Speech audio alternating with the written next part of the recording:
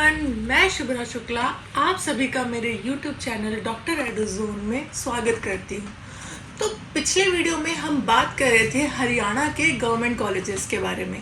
तो उसी सीरीज को आगे बढ़ाते हुए आज हम बात करेंगे हरियाणा के सबसे नंबर 1 कॉलेज के बारे में, जो कि है ESIC फरीदाबाद। तो अगर मैं इसकी रैंकिंग की बात करूं तो हरियाणा में इसको फर्स्ट रैंक दी गई है। और इस वीडियो में हम कवर करने वाले हैं हाइलाइट्स के बारे में। ESIC का कोटा कैसे मिलता है, एलिजिबिलिटी क्राइटेरिया क्या है, ESIC होता क्या है, admission, cut off, fees, bond and stipend से लेके इंटर्नशिप के बारे में हम इस वीडियो में सारी चीज़ें कवर करेंगे जो आपको दूसरे किसी भी वीडियो में यूट्यूब में नहीं मिलेगी। तो ये वीडियो काफ़ी इंटरेस्टिंग होने वाली है, तो इस वीडियो को अंत तक जरूर देखें। अब हम बात करते हैं ESIC फरीदाबाद की लोकेशन के बारे में। तो ये लोकेटेड है फरीदाबाद हरियाणा में और ये काफ़ी पॉपुलर लोकेशन है। लोकेशन से सारे ट्रांसपोर्ट फैसिलिटी आपको इजीली अवेलेबल मिलती है। यहाँ से रेलवे स्टेशन 4.9 किलोमीटर की डिस्टेंस में है।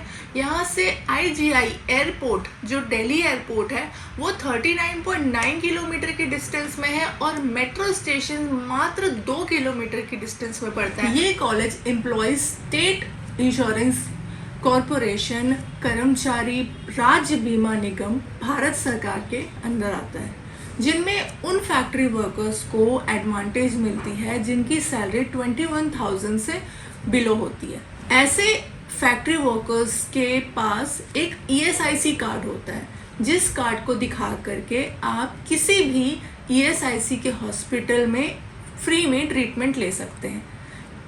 ESIC कार्ड होल्डर के डिपेंडेंट को एक एडवांटेज होता है, जो कि अपना IP वार्ड का रिजर्वेशन ESIC कॉलेज में 35% की ले सकते हैं। ESIC कार्ड होल्डर को IP वार्ड सर्टिफिकेट बनवाना होता है अपने डिपेंडेंट्स के लिए, ताकि वो ये एडवांटेज ले लें।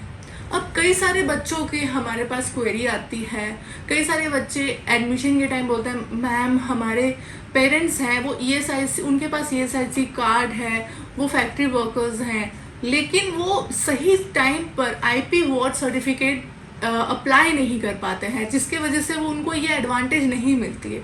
ये एडवांटेज इतनी बड़ी होती है कि ऑल इंडिया कैटेगरी में ESIC फरीदाबाद में 6,000 से 7,000 रैंक वालों का एडमिशन होता है।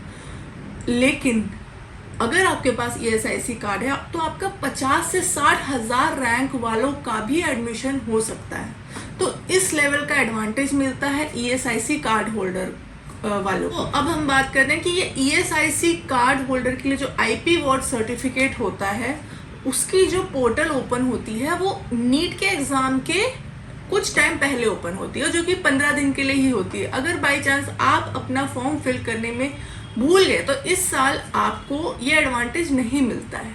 तो इसीलिए इससे रिलेटेड जो भी जानकारी होती है आप हमें कॉल कर सकते हैं। अगर आपको कोई भी डाउट है तो आप हमें कॉल करके पूछ सकते हैं। वार्ड सर्टिफिकेट बनाने का कुछ रूल होता है कि सबसे पहला तो आपका ESIC कार्ड 1 ईयर ओल्ड होना चाहिए। फिल करते टाइम आप अगर उस फॉर्म में SC ST हो लेकिन जनरल कैटेगरी फिल कर दिया है तो आपको जो रिजर्वेशन मिलेगी वो general category as ESIC holder candidate की ही मिलेगी। और इसमें बॉयज़ जो हैं उनकी एज लिमिटेशन है, जो कि 17 to 21 है, और गर्ल्स की कोई भी एज रिस्ट्रिक्शंस नहीं है। ये रूल सिर्फ अनमैरिड लोगों के लिए है, क्योंकि अगर आप मैरिड हो जाते हो तो आप डिपेंडेंट के अंदर नहीं। चलिए ESIC तो हो गया, अब आ जाते हैं ESIC फरीदाबाद में। तो ESIC फरीदाबाद स्टैब्लिश हुआ था 2015 में, और ये पूरे कैंपस का जो एकर्स है 30 एकर्स में पूरा कैंपस बना हुआ है। ये कैंपस काफ़ी अच्छा मेंटेन किया हुआ है। हर साल कुछ नया बनता जाता है इंफ्रास्ट्रक्चर में, और बहुत अच्छे से मेंटेन किया गया है ये कॉलेज। आपको भी ज़रूर जाना चाहिए। मैं भी जा करके देख करके आई हूँ और दिल खुश हो जाता है कॉलेज को देख करके। अब इस कॉलेज में MBBS के अलावा पोस्ट ग्रेजुएट के भी 23 ब्रांचेस हैं।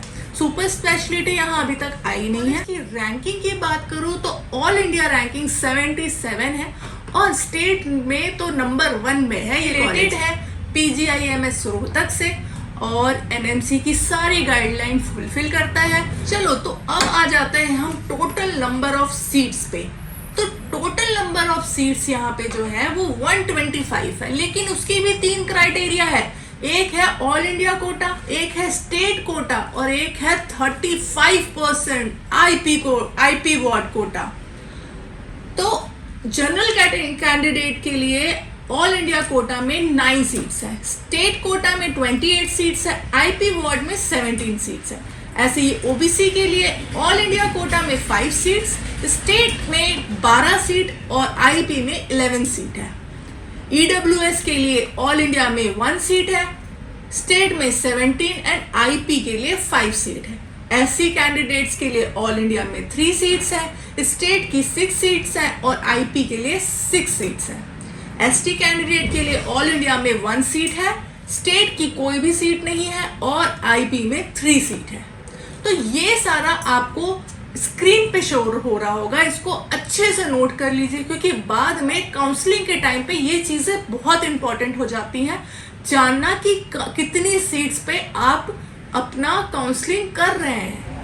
तो अब फीस स्ट्रक्चर की बात करें तो फीस स्ट्रक्चर भी 3 कैटेगरी में डिवाइड है। अगर आप ऑल इंडिया के थ्रू पार्टिसिपेट करते हैं और ESIC में स्टडी करते हैं तो आपकी फीस 50,000 होती है। स्टेट कोटा के थ्रू अगर आप अपना एडमिशन लेते हैं तो आपकी फीस 1 लाख पर ईयर होती है। और अगर IP वार्ड में का कोटा लेकर के आप एडमिशन लेते हैं तो आपकी फीस 25,000 होती है। मतलब कि अगर आप ऑल इंडिया से कोटा के बच्चे हैं और एडमिशन लिया है इसमें तो आप मात्र 3 से 4 लाख में पूरी डिग्री MBBS की कंप्लीट कर लेंगे। और अगर आप स्टेट के हैं तो 4 से 5 लाख में, और अगर आप IP कोटा से हैं तो 1 से 1.25 लाख में आप अपनी MBBS कंप्लीट कर लेंगे। इसका मतलब इतने कम में 1.25 लाख में आपको 1.5 करोड़ की डिग्री मिल रही है। बॉन्ड की बात करें तो बॉन्ड यहाँ 1 ईयर का है और पेनल्टी है 5 लाख की। अगर आप सर्विस नहीं करना चाहते तो आप 5 लाख पेनल्टी दे सकते हैं।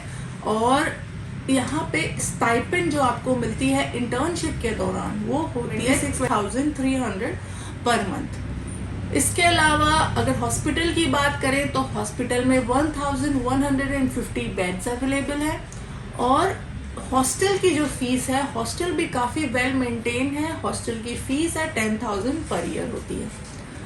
तो अब हम कट ऑफ की तरफ चलते हैं। कट ऑफ की बात करूं तो ऑल इंडिया कैटेगरी में जो कट ऑफ है जनरल कैंडिडेट की 2024 की मैं पहले बात करती हूँ तो 6,161 थी। EWS की कट ऑफ थी वो 8,532 थी। OBC की कट ऑफ 9,991 थी एंड SC की कट ऑफ 29,621 थी।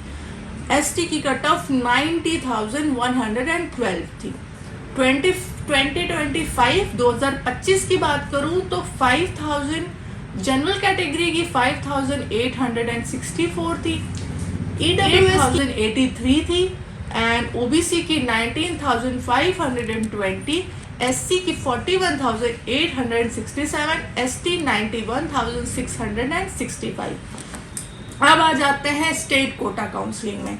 तो 2025 की स्टेट कोटा में जनरल कैटेगरी में 9,136, EWS 9,290, BCA 13,134, BCB 9,284, SC 61,047, SCD 1,25,492 ESIC Kota में।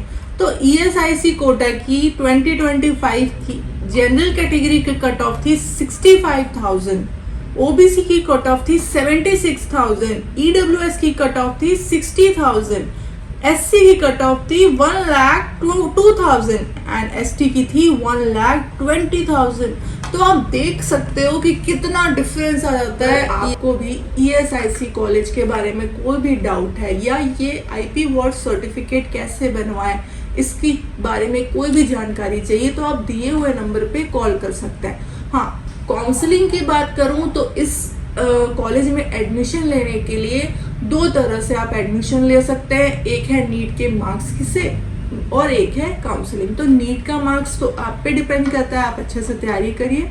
और काउंसलिंग, अगर काउंसलिंग में आपको कोई भी डाउट है तो आप डॉक्टर एडुजोन की टीम से कांटेक्ट कर सकते हैं। और अगर आप चाहते हैं कि हम आपकी काउंसलिंग करें तो आप दिए हुए नंबर पे कॉल करके अपनी सीट बुक करवा सकते हैं। तो हमारे सेमिनार्स डिफरेंट सिटीज में होने जा रहे हैं, जो कि आपके स्क्रीन पे शो हो रहा होगा। तो अगर सेमिनार में आपको विजिट करना है और मिलना है doctor Kuber Sharma MBBS and MD medical counselling expert से, तो आप दिए हुए नंबर पे कांटेक्ट करके सेमिनार के लिए अपने आप को रजिस्टर कर सकते हैं। और ये सेमिनार बिल्कुल फ्री ऑफ कॉस्ट है। आप इंडिया और अब्रॉड दोनों की काउंसलिंग आपको मिलेगी इस सेमिनार में। बने रहिए हमारे Haryana government and private college की सीरीज में, जो कि नेक्स्ट हमारा कॉलेज है वो है कल्पना चावला। तो मिलते हैं नेक्स्ट वीडियो में, और तब तक के लिए बाय बाय।